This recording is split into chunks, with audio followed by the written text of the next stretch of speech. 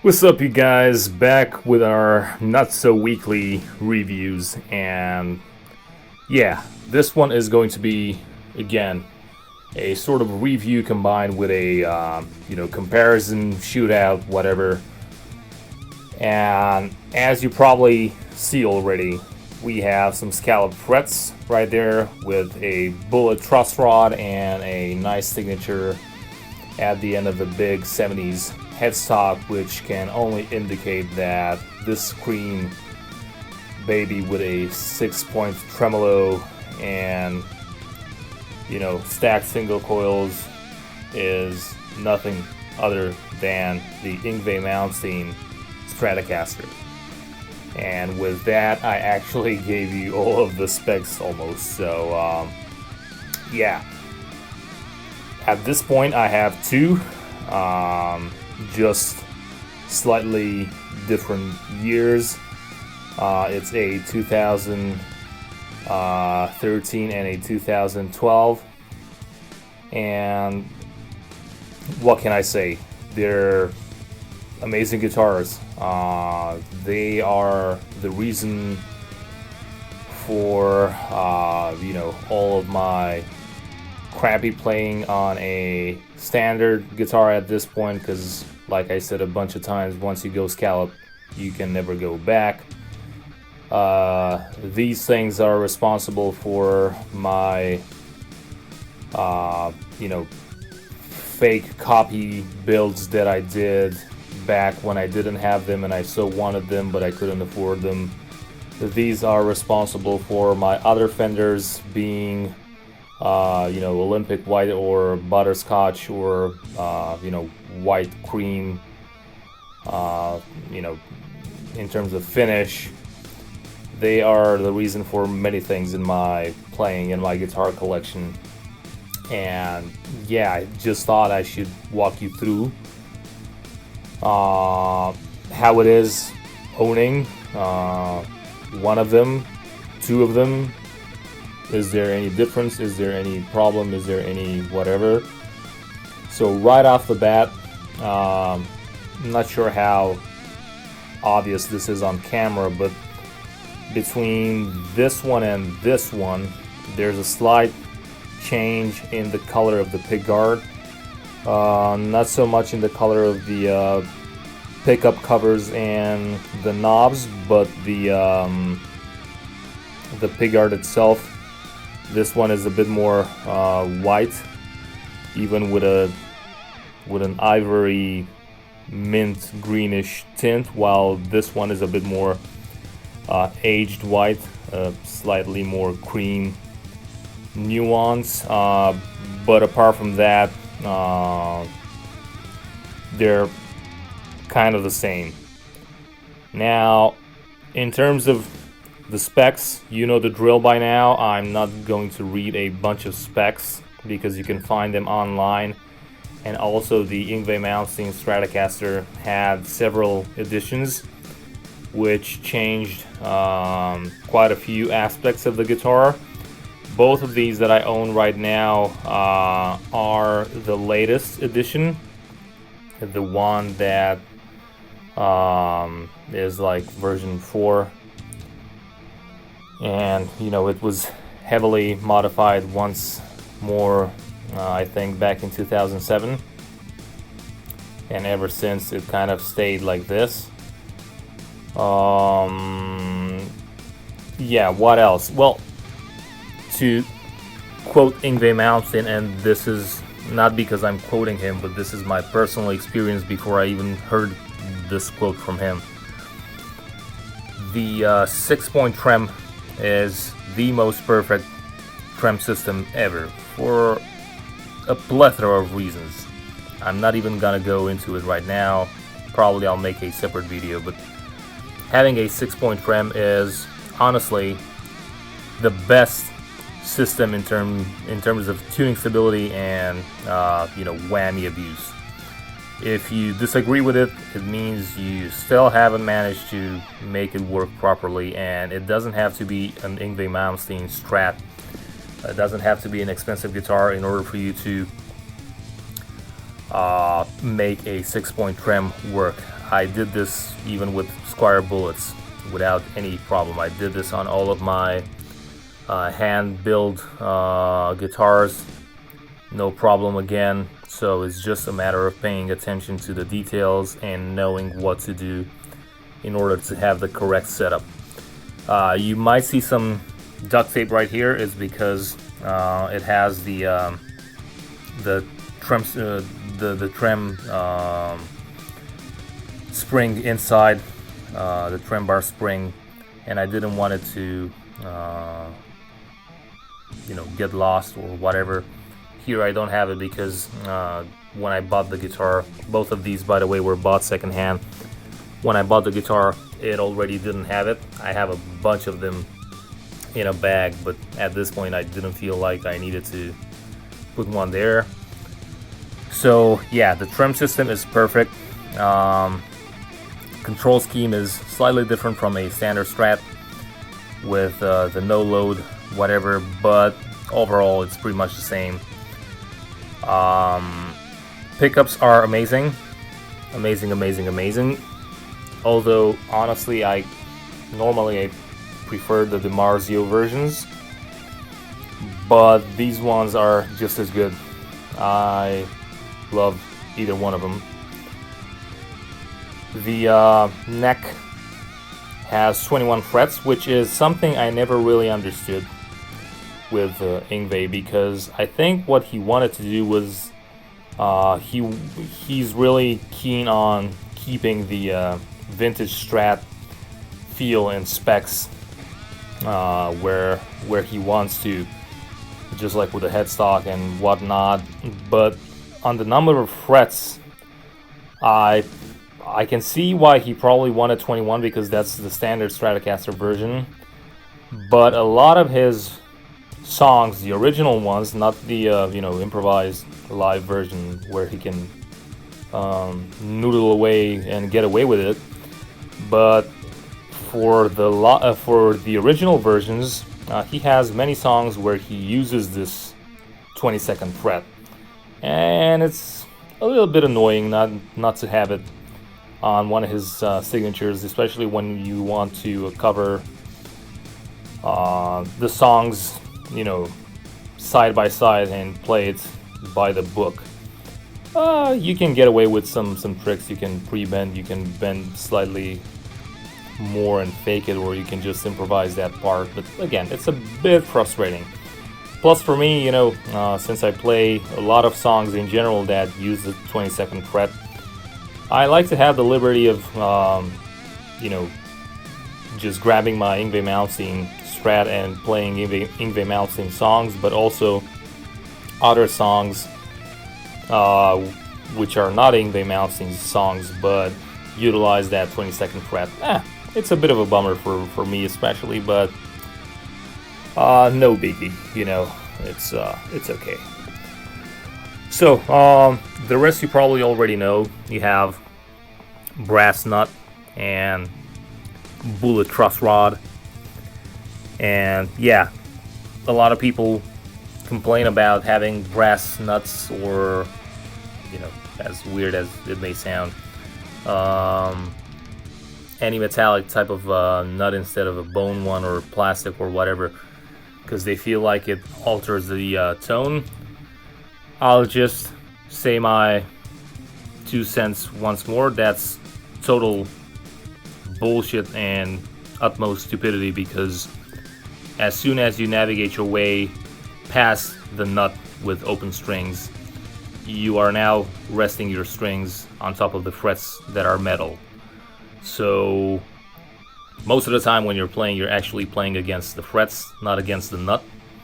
And if the frets don't make it sound bad, then how can you say that a metal nut, which is like a 0 fret, can make it sound bad? That's just utmost stupidity. So the nut itself, I just love it. I never have to worry about the slots running low or whatever. Bullet truss rod, amazing access. Everything is cool. I'm receiving a lot of messages in the other room. Sorry for the constant beeping.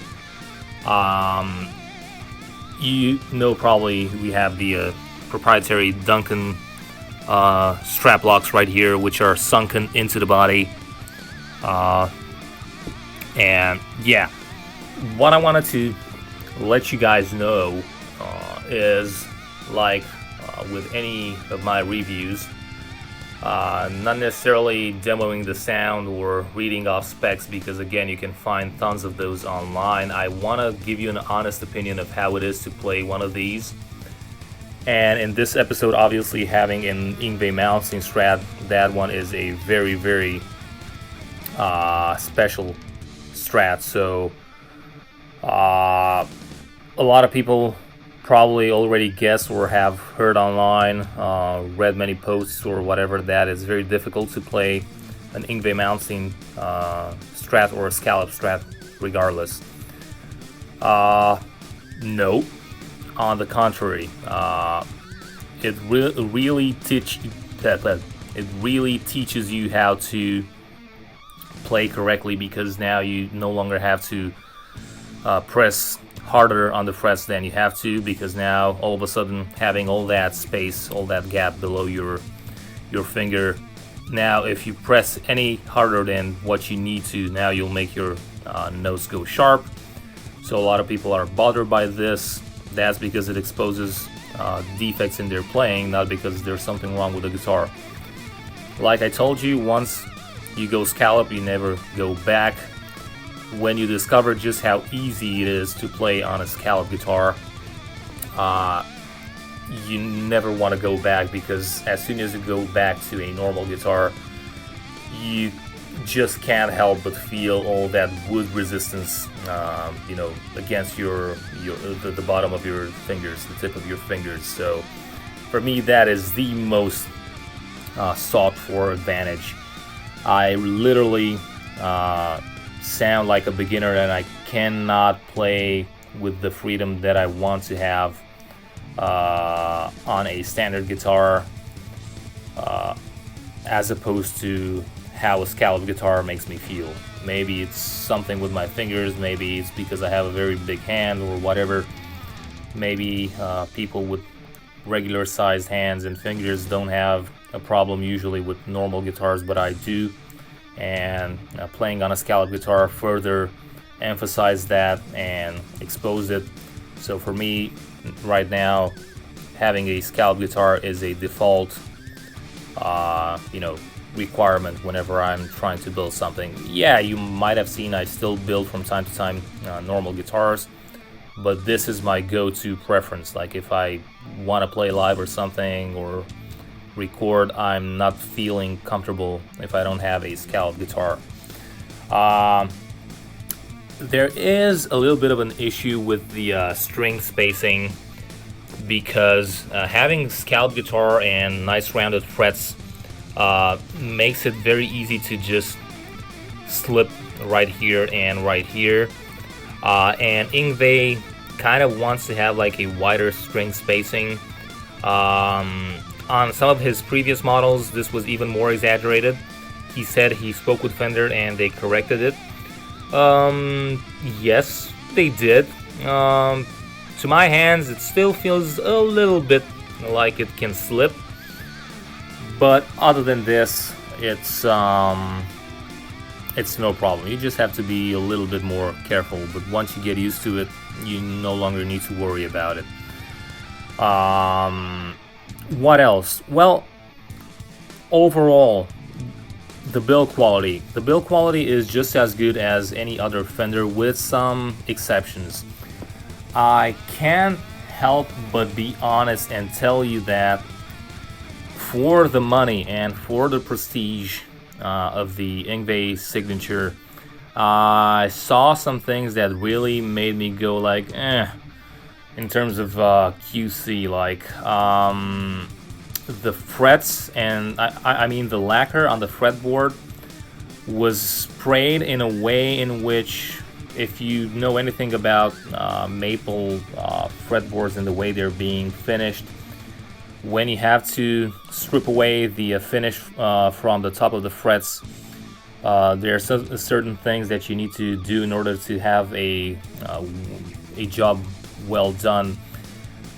I can't help but say that it wasn't the case for these guitars, especially for one of them, for this one. The finish was really left in a very unkempt condition. They just kind of rushed stripping away the finish from the top of the frets, and the remaining finish that was climbing onto the fret was just left like that, and it started to crack. They didn't do a good job, you know, going with like a with like an X-Acto knife or whatever, you know, lower on the fret and just cleaning it nice and properly. They probably wanted to do this because you know, on a lot of vintage frets or vintage guitars with lacquered maple fretboard, this is a sort of technique that prevents the frets from popping up because they're held by the pressure of the lacquer.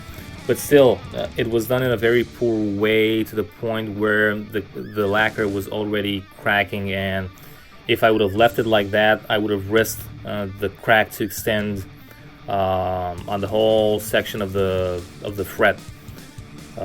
You know, I mean the whole section in between two frets, which is the fretboard itself. You get the idea. So that was something that I really didn't like, and yeah, a couple of such things here and there made me feel like they could have paid more attention on the QC, given the fact that this is a guitar with this name on it and with this price point on it. But other than this, playability and everything else, nothing to say bad about it. It's just amazing, right? But yeah, just to let you know. And honestly, again, it's not something with this guitar or with Fender in general. It's something that you will see on every manufacturer out there when it comes to signature guitars. Because of the name, they tend to think that you know, the name will probably you know, compensate for some lack of care here and there, because usually only obsessed fans buy these guitars and they're willing to put up with imperfections. I can see the logic behind it, but also you have to agree that there's a counter logic to that, because you're just disappointing the fans and building a bad rep in general. But yeah, it's things that happen. Overall, I would sincerely recommend this guitar, but this brings me to the last point that I want to address. Is such a guitar worth it in terms of you know, overall value? Again, it's a stellar guitar. It's amazing, despite the small flaws that I talked about you know, previously. But for the price point, I can't help but feel like, again, the signature the signature aspect of it kind of outweighs the overall justification for the price. Yes, it's Yngwie. Yes, it's luxury. Yes, he is associated with you know, Ferraris and, you know, gold watches and medallions, and, you know, the rich and luxurious lifestyle, which obviously has its footprint on whatever has this Yngwie Malmsteen signature stamp on it.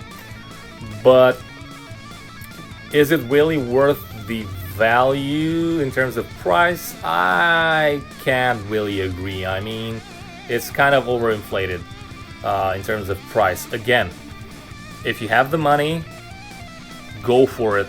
You will not regret a single second of it. But having a situation like mine, where for many years I couldn't afford one, and I built my own guitars with scallop frets, and I made my own you know, knockoffs of an Yngwie Malmsteen signature.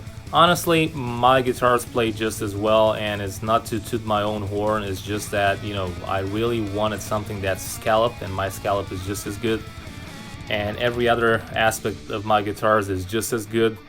Obviously, having an original Yngwie Malmsteen, you can't beat that in terms of the fuzzy feeling that it gives you. But you know, it's yeah, it's a bit too pricey in my opinion. You're not really paying for too much except for the scallop part and the signature on the headstock.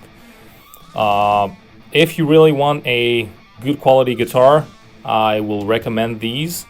If you don't have the money, not a problem. Again, like I said, for all my other guitars, especially the Fender guitars, if you go with a Fender, you will never go wrong. Just make sure you first test it and see it, and you agree with yourself that you really like it, the way it feels, the way it plays, the way it sounds. But overall, you will never go wrong with them. If you don't have the money, again, go with any other alternative.